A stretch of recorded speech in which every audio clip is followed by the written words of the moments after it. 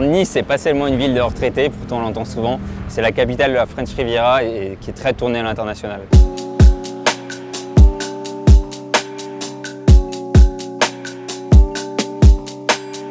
Je m'appelle Nicolas Deloche, je suis City Manager à Nice. Je suis diplômé de l'EDEC Business School.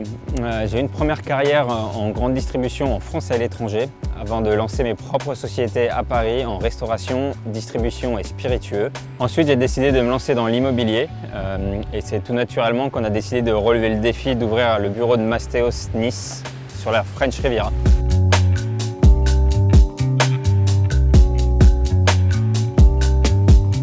Alors ici, nous sommes au centre d'affaires L'Arenas, 350 000 m² de bureaux, dans l'entreprise traditionnelle type banque assurance à la start-up. Donc c'est très intéressant d'investir ici parce qu'on retrouve des stagiaires, des jeunes actifs, des gens qui sont en mission. Donc c'est vraiment un point fort pour Nice Ouest. En plus, à côté, on a un pôle universitaire, on a l'EDEC qui est présent. On a des étrangers qui viennent des 4 coins du monde pour y étudier sur des missions de 6 mois à 1 an. Et enfin, on a le parc floral qui est 7 hectares de verdure sur le quartier de Nice Ouest. À titre d'exemple, on a vendu un appartement 4 chambres à 225 000 €, rue Auguste Péguerrier, donc en plein cœur de Nice Ouest. Stratégie rendement, à peu près 8% de rentabilité.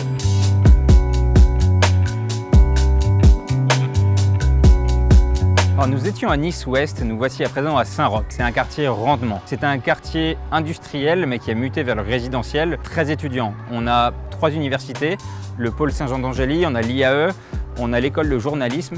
C'est un quartier stratégique pour louer à des étudiants ou à des jeunes actifs. Aujourd'hui, on a une très forte croissance des prix au mètre carré. On est environ à 4 500 € et on a déjà vendu plusieurs studios aux alentours de 120, 130, 140 000 €. Pourquoi investir à Saint-Roch? D'abord pour l'implantation. On est seulement à quelques arrêts de tram de l'hypercentre, donc c'est très bien desservi. En deuxième point, c'est un quartier très vivant, c'est un quartier multiculturel et multigénérationnel, c'est très jeune avec toutes les facs.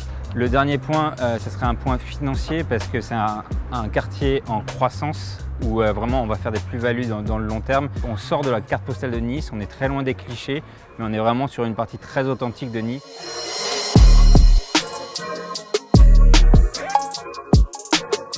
Nous étions à Saint-Roch, nous voici à présent à Libération, c'est mon quartier coup de cœur à Nice. Coup de cœur pourquoi? Parce que c'est le terroir de Nice, on y retrouve le plus grand marché sur la place Charles de Gaulle. C'est vraiment un marché typiquement niçois où les Niçois viennent faire leurs courses parce que les produits sont bons, sont sains et c'est les produits de leur région. C'est également un quartier coup de cœur puisque l'immobilier est encore accessible, on est environ à 5 000 € du mètre, 5 500 et on peut encore faire des super coups à horizon 5-10 ans. Alors, ce qui est cool à Libération, c'est qu'il y a plein de lieux iconiques comme la gare du Sud qui ont été désaffectés et qui ont su être réinventés avec des bars, des restaurants. Et ça, tout a été pensé pour les Niçois. Et aujourd'hui, c'est vraiment des espaces de vie typiquement niçois. Ça fait des siècles que ça existe, mais les Niçois l'ont réinventé et ils sont très fiers de ça. Et ils passent beaucoup de leur temps ici. Derrière moi, on a le kiosque pour manger les meilleurs pains bagnats de Nice. Ne vous faites pas avoir, ils sont très bons, mais il y a au moins 10 kiosques comme ça où on peut en manger des excellents. Libération, c'est un quartier que je recommande chaudement. Il y a une stratégie de rendement équilibrée. On retrouve vraiment tout type de population. On a des jeunes, des étudiants, mais beaucoup de jeunes actifs. En termes d'architecture, c'est très varié. On a les maisons typiquement niçoises, on a du moderne. On a vendu dernièrement un 2 pièces aux alentours de 130 140 000 € et on y retrouve de bons rendements, mais c'est très équilibré. Il n'y a aucun risque à faire un investissement à Libération.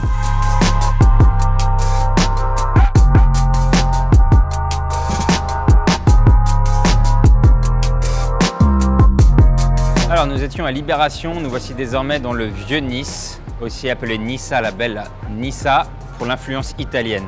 1860, Nice devient française, mais nous gardons une influence italienne très forte, avec une architecture baroque, des façades colorées. C'est un village italien dans lequel on peut se balader et se perdre. En termes de stratégie, c'est une stratégie plutôt patrimoniale. Population, il y a un petit peu d'étrangers, de Niçois, mais il y a aussi beaucoup de Airbnb.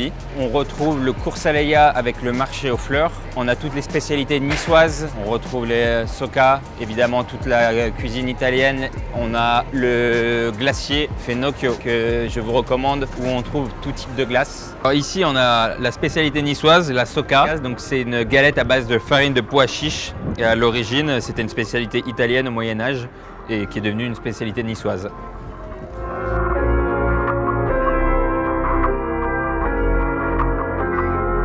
La maison typique niçoise, c'est une maison colorée d'environ 4 étages. Il ne faut pas s'attendre à avoir un ascenseur dans le Vieux-Nice, c'est des cages d'escalier qui sont plutôt rustiques. En revanche, à l'intérieur, on a beaucoup de charme et de cachet. Pour la population, on a beaucoup de Airbnb, on a également beaucoup d'étudiants, beaucoup de jeunes actifs, parce que pour sortir, c'est là que ça se passe.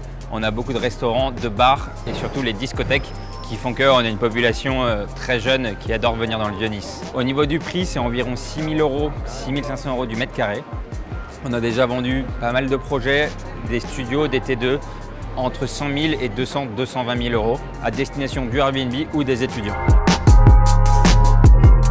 Pour conclure, Nice est la 5e ville de France en termes de population et c'est la capitale de la Côte d'Azur. En termes d'architecture, elle est inscrite au patrimoine mondial de l'UNESCO grâce à sa diversité architecturale. C'est une ville vraiment où il fait bon vivre, où on peut skier le matin, se baigner l'après-midi. On est vraiment entre mer et montagne. C'est une ville qui a su se réinventer, c'est une ville qui bouge, notamment grâce à toutes les influences étrangères qu'elle a pu avoir de par son histoire. Enfin, sur le marché immobilier, c'est une ville qui est très attractive. Le marché immobilier est encore très fort. Il n'est pas en baisse comme dans la plupart des villes en France et c'est pour toutes ces raisons que je vous recommande d'y investir.